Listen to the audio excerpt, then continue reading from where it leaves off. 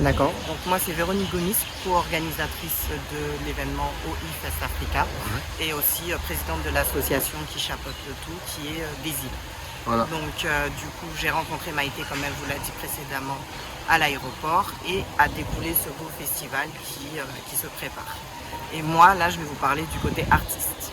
Nous avons différents artistes, donc on a au total 75 artistes qui seront là, donc intégrant la Réunion, intégrant l'Afrique du Sud et intégrant l'Afrique dans son sens large. Donc je vais vous donner les pays, donc ça sera le Congo, ça sera le Bénin, ça sera le Cap-Vert pour l'Afrique et pour la Réunion on aura des personnalités haut en couleur et surtout on va dire même un Zarroutan comme Ziskakan qui se fera partie de la programmation. Les autres c'est une petite surprise, on en parlera un peu plus tard. Oui, mais pour faire réunir ces gens-là, c'est assez compliqué, non? Du coup, on a joué sur le fait que nous travaillons depuis un moment, et moi ça fait peut-être une vingtaine d'années dans le milieu. Et du coup, pour le premier, on a demandé à toutes nos forces vives de faire l'effort de nous accompagner sur le premier, puisqu'on veut vraiment que ce soit un truc qui se refasse et qui soit pérenne et qui ressemble aux Réunionnais avec un budget qui n'est pas le budget qu'on a l'habitude de voir sur le festival, et tout le monde a joué le jeu. Ce sont des artistes connus ou... Super connus. Donc je peux vous dire pour le Cap-Vert, on a Mariana Ramos qui a plus de 30 ans de carrière et qui fera vraiment du live.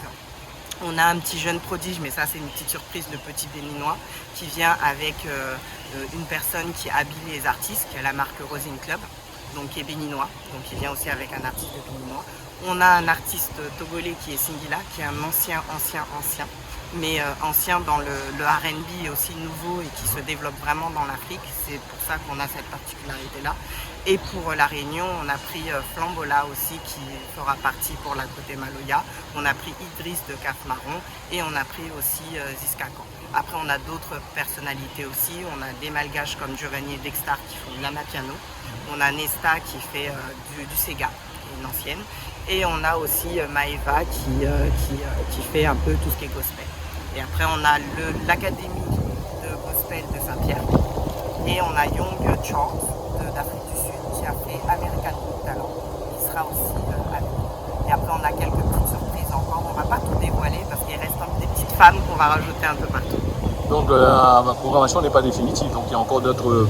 Du coup on se laisse encore au fur et à mesure parce que pour faire un festival il faut les moyens, et en fonction des moyens qu'on nous offre, puisqu'on est toujours encore à recherche de certains financements pour pouvoir parfaire encore et rajouter encore un peu plus de piment à cet événement-là.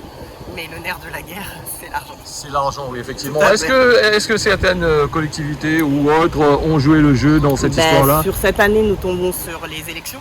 Donc notre événement est 6 mois avant. Donc nous fonctionnons seuls. Mais ils sont quand même en soutien dans le sens où ils nous ont laissé le faire dans leur commune. Mais sur cette année, non, nous fonctionnons toutes seules, avec des entreprises qui nous aident et qui font soit des échanges marchandises ou qui nous aident dans un premier temps. Comme on dit, premier festival, à nous d'aller chercher l'argent.